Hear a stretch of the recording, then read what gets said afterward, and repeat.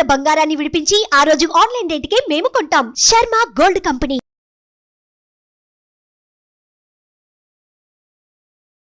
నమస్తే ప్రదీప్ జోషి గారు. శ్రీమాత్రే నమః. సార్, చాలా మంది ఏలినాటి శని గురించి భయపడుతూ ఉన్నారు. ఎస్పెషల్లీ ఎవరికైతే ఏలినాటి శని ఉంటుందో వాళ్ళందరికీ ఏ రకంగా ఉంటుందో, ఎటువంటి ప్రయోజనాలు ఉంటాయో, అసలు మనకి ఎటువంటి ప్రభావాలు చూపిస్తూ ఉంటుందో అని భయపడుతూ ఉంటారు. నిజంగా ఏలినాటి శని ఉంటే ఎటువంటి ప్రభావాలు ఉంటాయి, ఎటువంటి నష్టాలని మనం చూస్తూ ఉంటాము, తీసుకోవాల్సిన జాగ్రత్తలు ఏంటి, ప్రత్యేకించి ఏ రాశుల వారికి ఈ సంవత్సరం ఏలినాటి శని ప్రభావం ఉండబోతుంది అంటారు? ముందుగా ప్రికాషన్స్ ఏమైనా ఉంటాయంటారా అసలు దానికి? శ్రీ గురుభ్యో నమః. శ్రీమాత్రే నమః. చాలామంది రాశి ఫలాలు చూస్తూ ఉన్నారు. చాలామందికి చాలా సందేహాలు. ఎంతోమంది ఎన్నో రకాలుగా చెప్తా ఉంటారు. ఏలినాటి శని వస్తుంది, అది అవుతుంది, ఇది అవుతుంది, ఇట్లా అవుతుంది, అట్లా అవుతుంది. అసలు ఈ ఏలినాటి శని అంటే ఏమిటి అనేది మొదలు మనం అందరం అర్థం చేసుకోవాలి. చాలామందికి ఈ విషయం కూడా తెలియదు. కొంతమందికి చాలామంది చెప్తారు, మీ 7.5 సంవత్సరాల శని వచ్చింది. అసలు 7.5 సంవత్సరాలు ఎవరికి వస్తుంది, ఎందుకు వస్తుంది అనేది ఎవరికి తెలియదు. ఒకటి గుర్తుపెట్టుకోండి, ఏలినాటి శని అంటే అర్థం ఏంటంటే శని యొక్క ప్రభావము. అంటే శని ప్రతి ఒక్క రాశిలో 2.5 సంవత్సరాలు సంచరిస్తాడు. 2.5 years ఒక రాశిలో ఉంటాడు. అంటే ముందుకు వెనక్కి వస్తాడు. అదే రాశిలోనే కొంచెం వక్రత్వం అవుతూ ఉంటాడు. 2.5 సంవత్సరాలు ఉంటాడు. ఆ 2.5 సంవత్సరాల తర్వాత రెండో రాశి లోపలికి అడుగు పెడతాడు. ఎవరైనా ఒక వ్యక్తి యొక్క రాశి ఏదైతుందో, తమ వెనక రాశి, తమ రాశి, ముందు రాశిలో శని గనక ఉంటే గనక దాన్ని ఏలినాటి శని అంటారు. తమ వెనక రాశి అంటే ఏమిటి అని అంటే, ఇప్పుడు ఎగ్జాంపుల్కి ఇప్పుడు ఏలినాటి శని ఎవరికి రాబోతుంది అని అనంటే మీనరాశి. మీనరాశి వారికి వెనక రాశి ఏమిటి అనంటే కుంభరాశి. సో కుంభరాశి లోపలికి శని అడుగు పెట్టగానే మీనరాశి వారికి ఏమవుతుంది, ఏలినాటి శని స్టార్ట్ అవుతుంది. సో కుంభరాశిలో శని ఎన్ని సంవత్సరాలు ఉంటాడు? మనం ఒక్క రాశి ఎన్ని సంవత్సరాలు ఉంటాడని చెప్పాను? 2.5 years. అంటే 2.5 సంవత్సరాలు ఉంటాడు. అంటే ఏలినాటి శని మొదలయ్యింది అని అర్థం. దీన్ని 7.5 అంట. 7.5 అంటే 7.5 సంవత్సరాల శని. ఏలినాటి అని అంటే కూడా 7.5 సంవత్సరాలు. సో 2.5 సంవత్సరాలు కుంభరాశిలో అయిపోయింది. అప్పుడు ఏంటి, శని వచ్చేసి నెత్తి మీద కూర్చున్నాడు అని అర్థం. నెత్తి మీద శని కూర్చున్నాడు అంటే ఏమవుతుందంటే ఆలోచనలోనే మార్పు జరుగుతాయి. ఆశ పెరిగిపోతుంది. ఎవరైనా ఈజీగా మోసం చేయగలుగుతారు.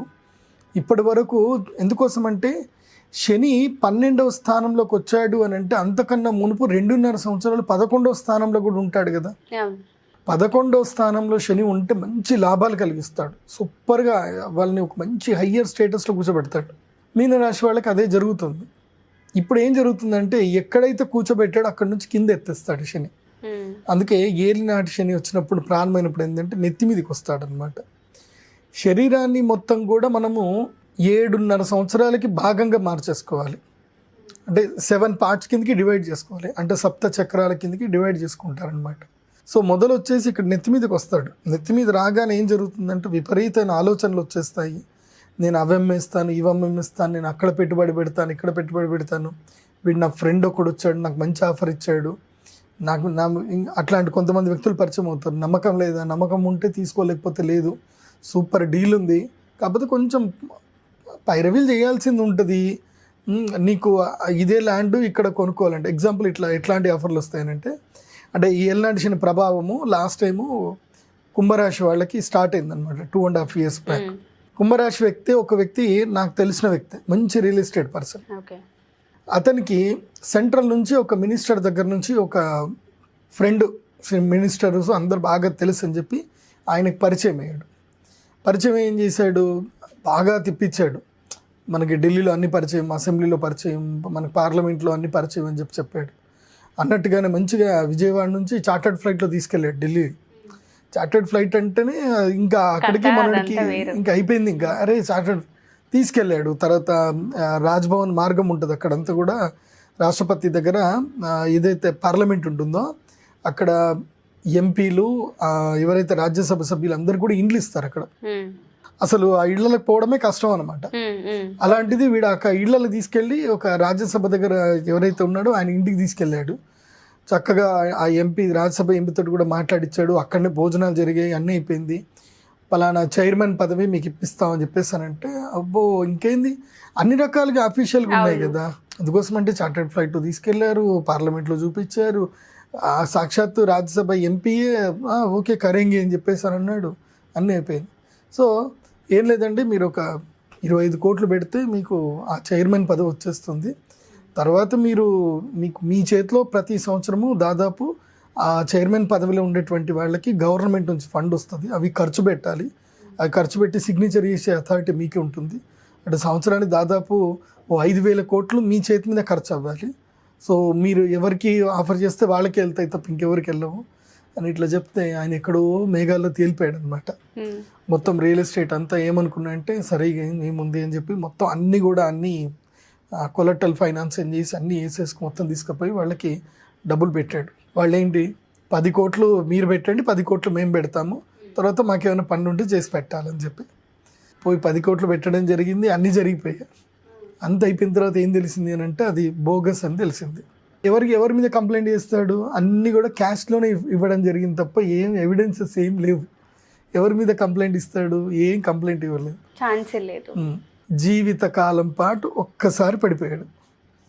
అంటే తన జీవితకాలం సంపాదించిన డబ్బంతా కూడా ఒక్కసారి ఒక అటెంప్ట్కి వెళ్ళిపోయింది. సో ఇలాంటి ఏలినాటి శని ఉన్నప్పుడు ఇలాంటివి జరుగుతుంది. ఇంకొక ఇన్సిడెంట్ కూడా ఉంది.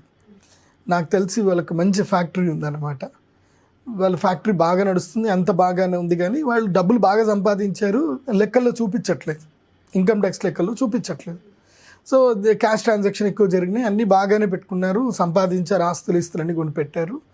అలా సడన్గా ఎవడో ఇన్కమ్ ట్యాక్స్ ఆఫీసర్ అని చెప్పి ఐడి కార్డు పట్టుకొని వాళ్ళందరూ వచ్చేసి నోటీస్ ఇచ్చేసి వెళ్ళిపోయారు. వాళ్ళు ఏమనలేదు, ఇన్కమ్ ట్యాక్స్ నుంచి నోటీస్ అని చెప్పి వెళ్ళిపోయారు అంతే.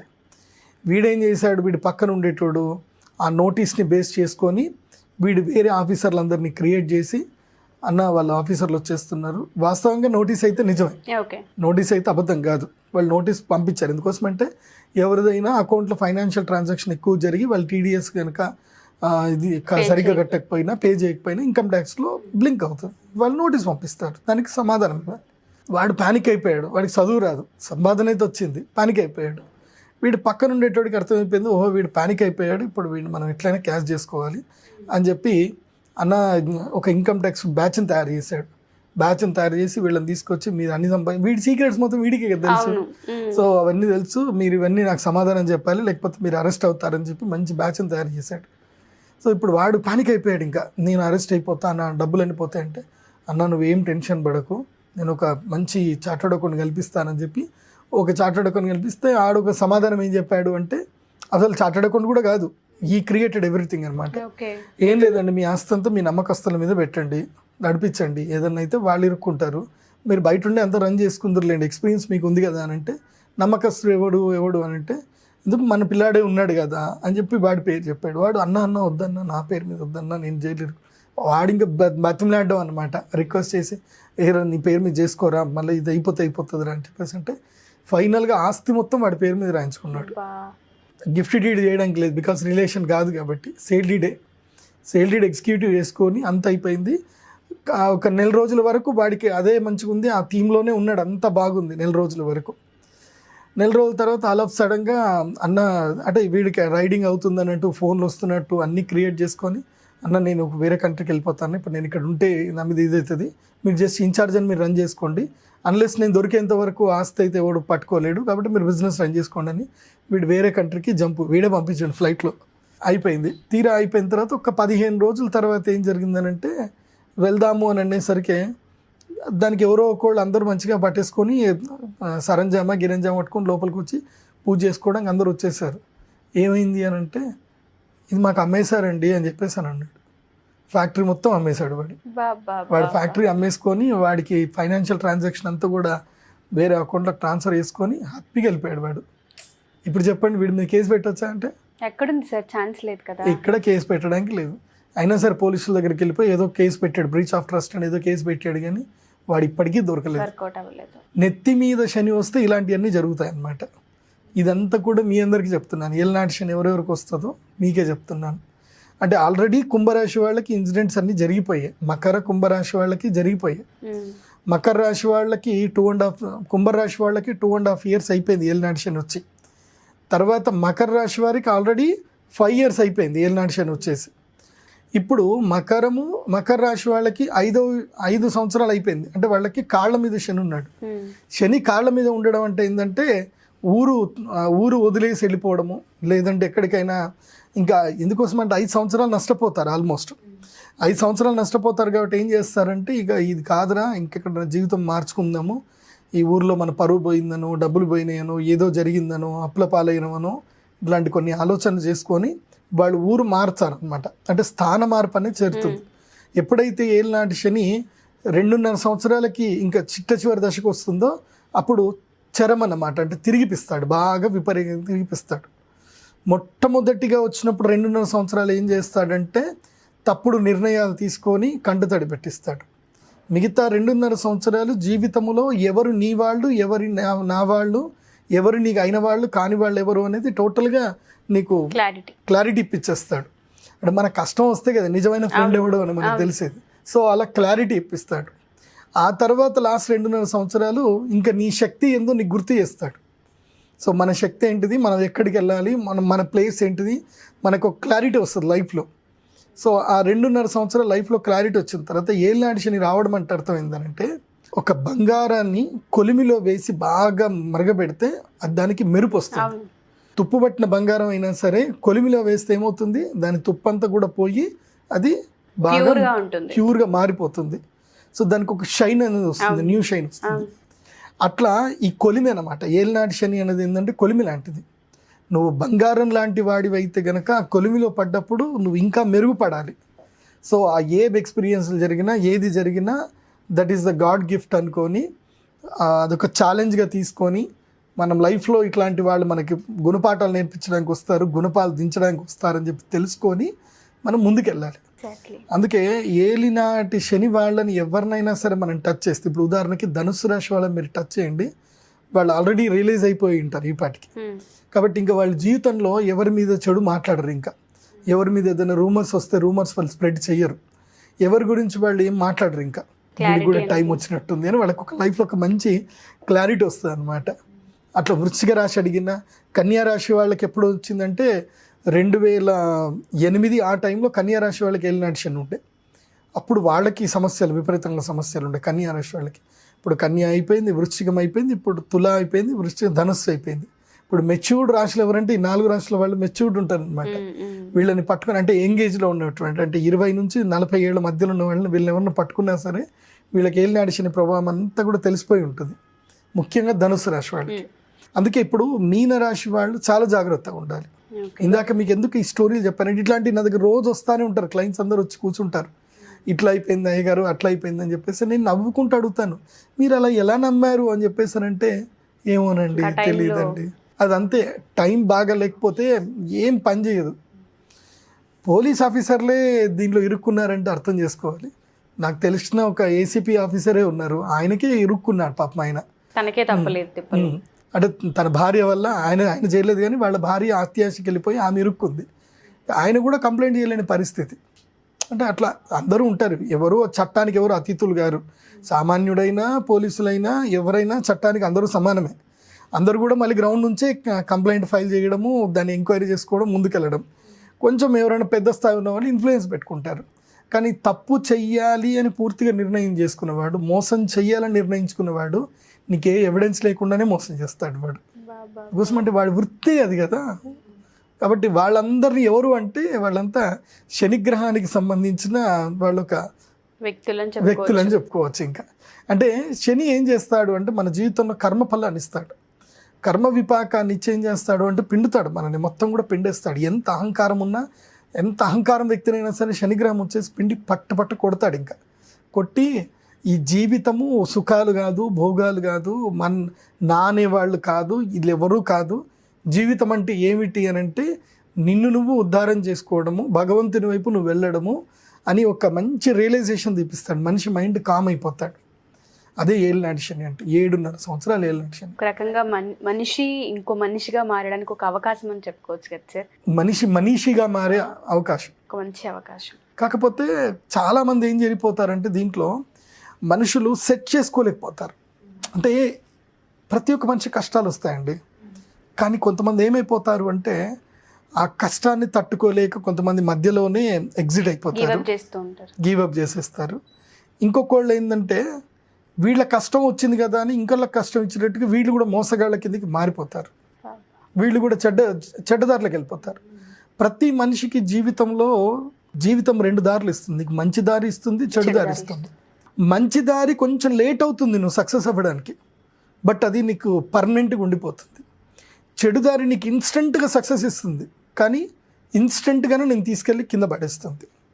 ఇప్పుడు పుష్ప 2 సినిమా వస్తుంది కదా, నీకు ఇదే చూపిస్తారు పుష్ప 2లో. పుష్ప 2 కొంచెం ఫ్లాప్ అవ్వడానికి కారణాలు కూడా ఉంటాయి, కాకపోతే ఏంటంటే దీన్ని రియలైజ్ చేపిస్తారు. సేమ్ జగడం సినిమా కాన్సెప్టే, సుకుమార్ జగడం సినిమాని ఎంత మెచ్యూర్గా తీశాడో సేమ్ అదే కాన్సెప్ట్ని పుష్ప 1 పుష్ప 2లో తీస్తున్నాడు. అంతకుమించి పెద్ద తేడా ఏం లేదు, డిఫరెంట్లో చూపిస్తున్నాడు అంతే. జగడంలో లాస్ట్కి వచ్చేసరికి వాడి తమ్ముడికి కాలు విరుగుతుంది, వాడు ఇదైపోతాడు. సో వాడు క్రైమ్ నేర్చుకుంటాడు, ఈజీ క్రైమ్ అని చెప్పి. సో పుష్ప 2లో కూడా అదే జరుగుతుంది. సో పుష్ప 2లో వాడు మళ్ళీ రాజకీయ నాయకుడు అవుతాడు, రాజకీయ నాయకుడు అయిపోయి దీన్ని చట్టం కిందకి తీసుకొచ్చుకుంటారు. ఏది గంధం చెక్కల్ని అమ్ముకోవడం అనేది చట్టం కింద తెచ్చుకుంటారు. అట్లా ఉంటుంది, because I know that story. ఇప్పుడు కూడా అదే చెప్తున్నాను నేను అందరికీ. ఏంటంటే ఇప్పుడు పుష్ప 2 సినిమా ఎందుకు హిట్ అయింది అని అంటే మనకి ఈజీ మనీ అనేది వాడు ఈజీగా గ్రో అయిపోయాడురా, అట్లాగే ఉండాలిరా, తగ్గేదే లేదంటాడు. నీ ఇంట్లోకి వెళ్ళి ఎక్కడైనా పోయి నువ్వు స్కూల్కి వెళ్ళి తగ్గేదే లేదంటే పట్టుకొని కొడతారు. ఉద్యోగం చేసే దగ్గర పోయి ఏదైనా మనం పని చేస్తున్నాం, జాబ్ చేస్తున్నాం, అక్కడ పోయి తగ్గేదే లేదంటే 4 పట్టుకొని కిందకి వెళ్ళిపో అని చెప్పేసి అని అంటారు. బిజినెస్ చేస్తున్నా సరే తగ్గేదే లేదంటే వినరు. సో తగ్గేదే లేదనేది ఎక్కడ ఉండాలంటే నీ ఇంటర్నల్గా ఉండాలి, నువ్వు చేసే నీ యొక్క వ్యక్తిత్వాన్ని నువ్వు డెవలప్ చేసుకునే దాంట్లో ఉండాలి. సో అట్లా ప్రతి ఒక్క చోట మనము అలా చూపిస్తే కుదరదు, ఒకడలికి పోకూడదు. సో ఏలినాటి శని వచ్చినటువంటి వాళ్ళకి ఇదే ప్రభావం ఉంటుంది. ఈజీ మనీకి అలవాటు పడిపోతారు, కొంతమంది ఏంటంటే డిప్రెషన్కి వెళ్ళిపోతారు. ఇప్పుడు సంబంధ బాంధవ్యాలు కూడా తెగిపోతాయి కదా, ఆ సంబంధ బాంధవ్యాలు తెగిపోయేసరికి దాన్ని రెక్టిఫై చేసుకునేది మానించేసి దాన్ని ఇంకా చింపుతారు. ఇప్పుడు కొంతమంది ఏంటంటే మామూలుగా వైఫ్ అండ్ హస్బెండ్కి మధ్యలో గొడవలు జరుగుతూనే ఉంటాయి. జరిగినప్పుడు సైలెంట్గా ఉండాలి, కానీ దాన్ని 10 మందికి చెప్పి ఏం చేస్తారంటే దాన్ని ఇంకా ఇంకా ఇంకా ఇంకా ఇంకా పెద్దగా చేస్తారు. అది ఎంతమందికి చెప్తా పోయారనుకోండి అంతమంది మధ్యలో దూరుతారు. అంతమంది మధ్యలో దూరారనుకోండి రేపు మళ్ళీ వాళ్ళు యునైట్ అవ్వలేరు, కలవలేరు. సో అది మీరు దూరం అయిన తర్వాత ఏంటంటే లైఫ్లో ఒక మచ్చగా మిగిలిపోతుంది అనమాట, ఒక స్టాంప్ ఎంబ్లెం పడిపోతుంది. సో ఆ ఎంబ్లెం నుంచి బయటపడలేకపోతారు. దానికి తాగుడు, సిగరెట్లు, గంజా ఇవన్నీ అలవాటు చేసుకుంటారు, వ్యసనాలకు అలవాటు చేసుకుంటారు. ఎవరైనా సరే ఇదేదో లైఫ్ ఏదో జరిగిపోయింది, నేను మళ్ళీ కొత్తగా లైఫ్ స్టార్ట్ చేస్తానని పోయే వాళ్ళు వేరే ఉంటారు. కానీ ఎవరైతే ఎక్కువ ఎమోషనల్ కనెక్ట్ అవుతారో వాళ్ళు కొత్తగా మార్గం వైపు వాళ్ళ లైఫ్ చూసుకోలేరు, వాళ్ళు ఇట్లా వ్యసనాలకు కనెక్ట్ అవుతారు. మోస్ట్లీ ఇప్పుడు ఆ సిచ్యువేషన్ ఎవరికి ఉంది అని అంటే ఎక్కువ ప్రెషర్ ఎవరికి ఉంటుంది అంటే ఈ యొక్క మకర రాశి వరకు ఆ ప్రెషర్ ఉంటుంది. ఇప్పుడు మీరు ఆ ప్రెషర్ని తట్టుకోవాలి. ఇప్పుడు ఆ ప్రెషర్ని తట్టుకొని మీరు ధైర్యంగా నిలబడాలి. మీ జీవితాన్ని కొత్త పుంతలు తొక్కించడానికి ప్రయత్నం చేయాలి. సో పాస్ట్ని పట్టుకొని ధనుసు రాశి వారు వేలాడకూడదు. ఇప్పుడు ధనుసు రాశి వారికి పాస్ట్ అంతా అయిపోయింది, మీరు వేలాడకండి. పాస్ట్ని పట్టుకొని వేలాడకండి. మొత్తం అయిపోగానే January 26th కాగానే వెళ్ళి ఒక గంగలో మునగండి, స్నానం చేయండి, మొత్తం మర్చిపోండి. నేను ఫ్రెష్గా నా లైఫ్ని ఇప్పుడు కొత్తగా స్టార్ట్ చేస్తాను అనుకోండి. ఎందుకోసమంటే శని ఎప్పుడైనా సరే గుర్తుపెట్టుకోండి, ఏలినాటి శని అయిపోయిన తర్వాత మళ్ళీ 2.5 years లక్ ఇస్తాడు.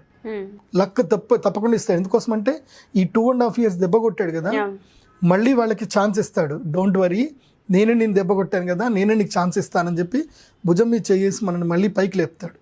కానీ మనం ఆ 7.5 సంవత్సరాల గతంలో ఇరుక్కపోయామనుకోండి, ఈ 2.5 years యూటిలైజ్ చేసుకోలేము, ఏమీ చేయలేం. మనం గతంలో ఉండిపోతే ఇంకేముంటుంది.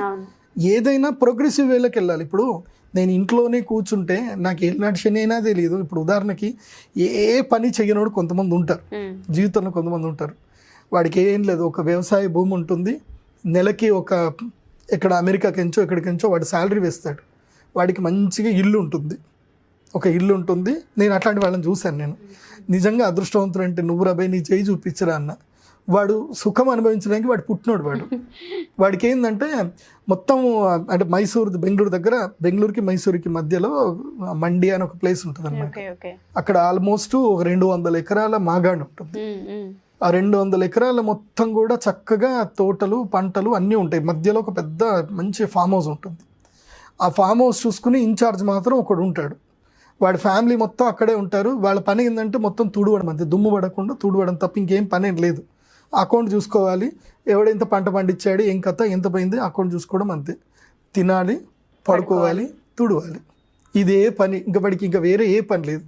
వీడికి ఏలినాటి శని ప్రభావం ఉంటుందా అని అంటే వాడికి ఇంకా ఏ జాతక ప్రభావాలు ఉండవు. ఎందుకోసమంటే వాడి జీవితాన్ని వాడు ఎక్కడ ఊహించుకోడు కాబట్టి. వాడికి ఎక్కడ పోయేది పని లేదు. పొద్దున్నే లేచామా, తిన్నామా, తుడిచామా, లెక్కలు చూసుకున్నామా, పడుకున్నామా. ఇలాంటి వాళ్ళు కొంతమంది ఉంటారు, వాళ్ళు సుఖభోగ జీవులు ఉంటారు అనమాట. వాళ్ళు బయటకు కూడా ఎక్కడికి వెళ్ళరు. ఇంకా వాడిని నువ్వు ఎక్కడికైనా ಬಯಟಿಗೆ వెళ్తా అంటే ಯಾಕೆ ಬೈಕ್ ಹೊರಗೆ ಹೋಗ್ಬೇಕು, ನಾವು ಎಲ್ಲಿ ಹೋಗಲ್ಲ అంటే మాకేంటంటే మాకు బయటకు పోయే పని ఏమి ఉంటుందండి, ఇక్కడే కూర్చుంటాము. మా యజమాని, మా సాహెబ్ ఎప్పుడు వస్తాడు, కెమెరాలో మా సాహెబ్రు చూస్తారంటే, అక్కడ సాహెబ్రు అంటారు అనమాట.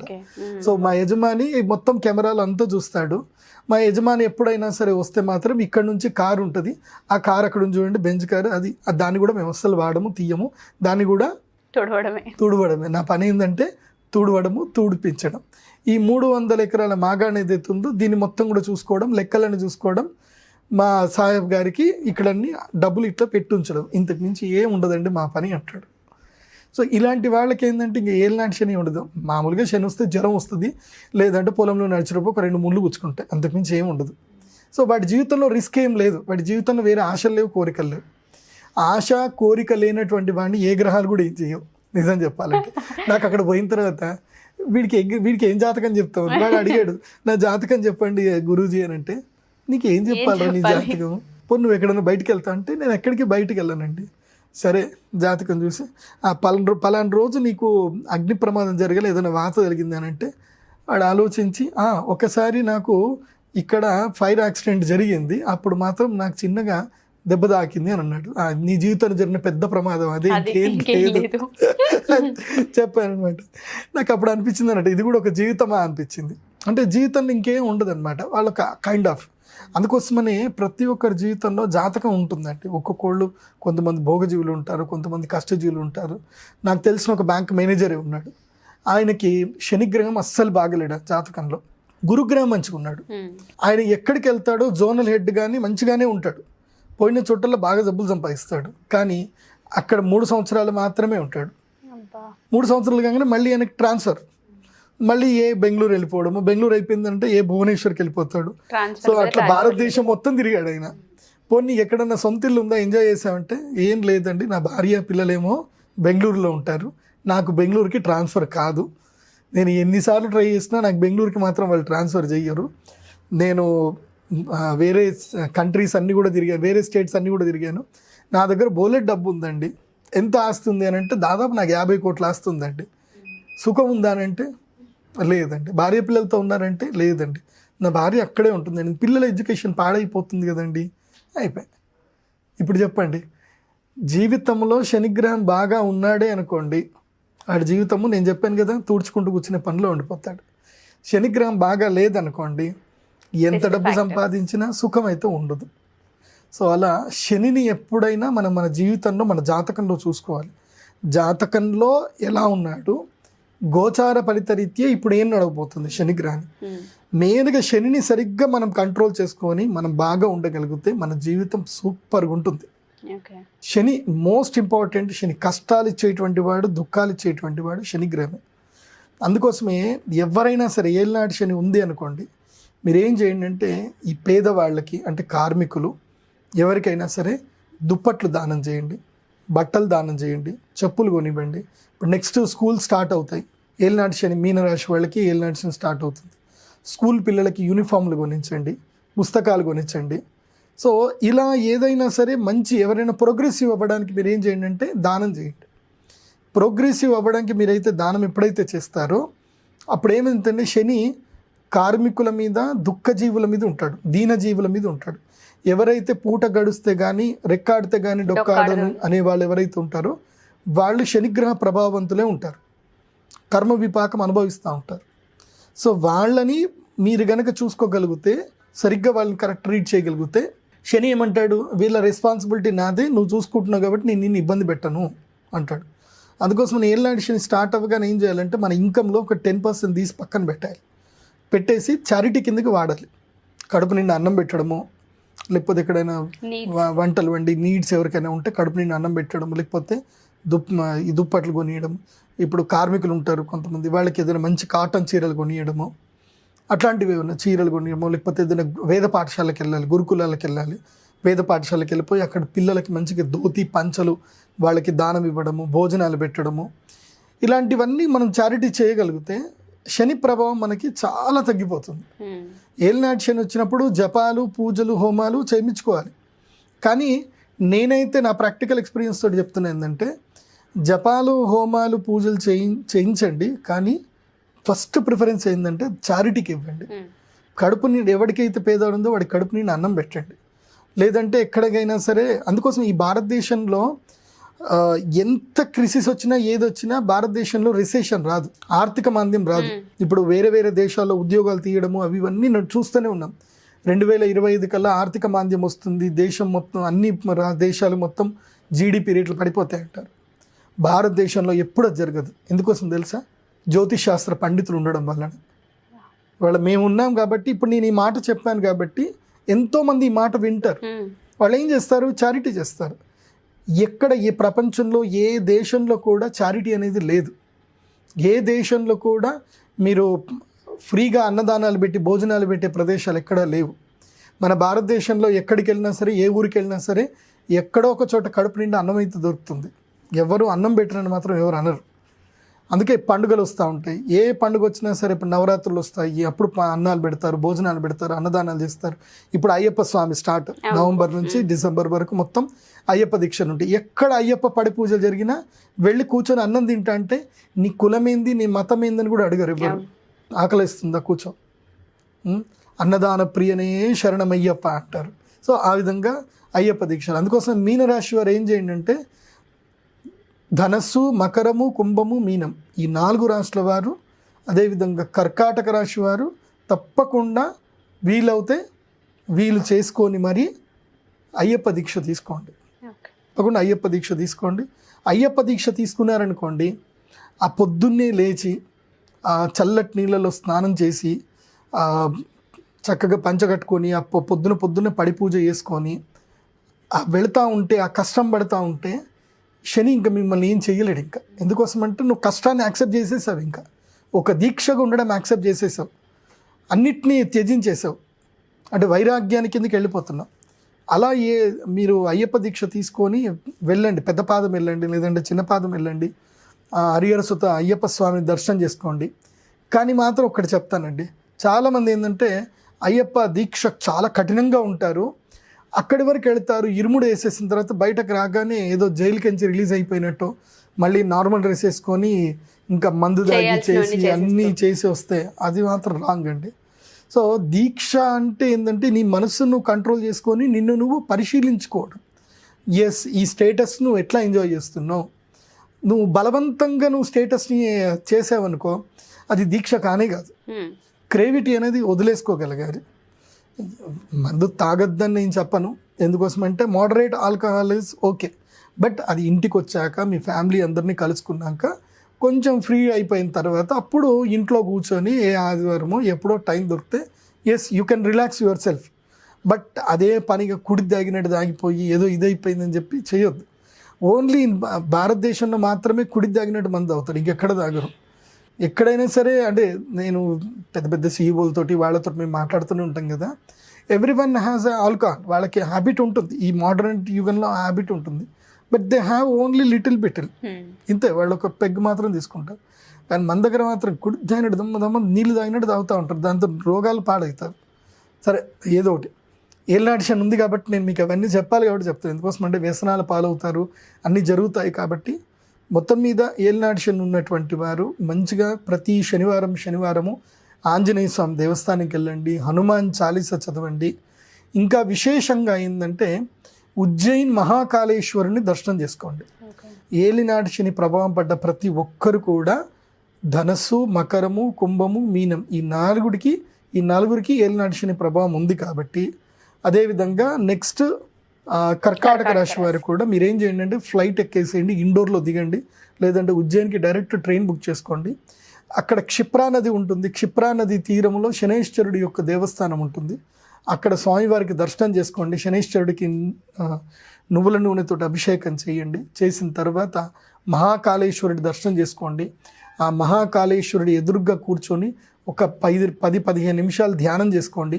ఒక్క భారతదేశంలో ఒక్క ఈ జ్యోతిర్లింగంలో మాత్రమే ఎవరైనా కూర్చొని ధ్యానం చేయడానికి అక్కడ అలో చేస్తారు. ఓకే. మన శ్రీశైలంలో నూకేస్తారు, వెళ్ళిపోండి అని చెప్పేస్తారు. అట్లా మహాకాళేశ్వరుడు అట్లా ఉండదు. ఆయన రాజట, మహాకాళేశ్వరుడు రాజు కాబట్టి ఆయనకు సభాసదులో ఎవరైనా వచ్చి బాధ చెప్పుకోవచ్చు అని చెప్పి సభా మండపం ఉంటుందన్నమాట. ఆ సభా మండపంలో చక్కగా కూర్చొని ఎంత మీరు గంట సేపు కూర్చున్నా మిమ్మల్ని ఎవరు కూడా లేపరు. You can do the meditation over there. Okay. అక్కడ కూర్చొని చక్కగా మెడిటేషన్ చేయండి. అక్కడ కాలభైరవ స్వామి ఉంటాడు. అక్కడ కూడా వీలైతే ఇంత ఆల్కహాలు అక్కడ నివేదన చేయండి. అక్కడ మహాకాళి అమ్మవారు ఉంటారు, ఉజ్జయిని మహాకాళి అమ్మవారిని కూడా దర్శనం చేసుకోండి. తర్వాత హరికిపేడి అని ఉంటుంది, అక్కడ అమ్మవారు కూడా ఉంటుంది. ఆ అమ్మవారి దర్శనం కూడా చేసుకోండి. ఇలా ఉజ్జయినికి వెళ్ళేసి రండి. ఉజ్జయినికి వెళ్తే ఉజ్జయినిలో ఏంటంటే మహాకాలుడు కదా, కాలాన్ని నిర్దేశించేది ఆయన కాబట్టి మీ కాలం మార్చగలుగుతాడు. Okay, thank you so much sir. ఏలినాటి శని అంటే అంత క్లుప్తంగా మాకు కూడా తెలీదు, వింటూ ఉంటాం. కానీ 7.5 సంవత్సరాలు ఈ కష్టాలు అనుభవిస్తే చాలనో, లేకపోతే వచ్చిన సమస్యని పరిష్కరించుకుంటే చాలనో అనుకుంటాం. కానీ ఒక జీవితానికి కావాల్సిన నిర్వచనం దొరికే ఛాన్స్ అనే విషయం చాలా మందికి తెలీదు. చాలా క్లియర్గా ఎక్స్ప్లెయిన్ చేశారు. Thank you sir. Thank you so much. శ్రీమాత్రే నమః.